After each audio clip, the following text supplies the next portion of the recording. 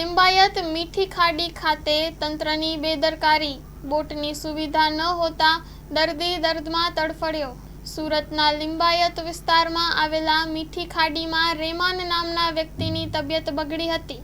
સ્થાનિક તંત્ર દ્વારા સ્થળ પર બોટ જેવી જરૂરી સુવિધાઓ ઉપલબ્ધ ન હોવાને કારણે દર્દીને અવ્યવસ્થાના વચ્ચે સારવાર માટે લઈ જવામાં આવ્યો। દર્દી માટે તાત્કાલિક મદદ મળવી જરૂરી હતી, છતાં પણ તંત્ર તરફથી કોઈ પણ પ્રકારની વ્યવસ્થા નથી કરવામાં આવી।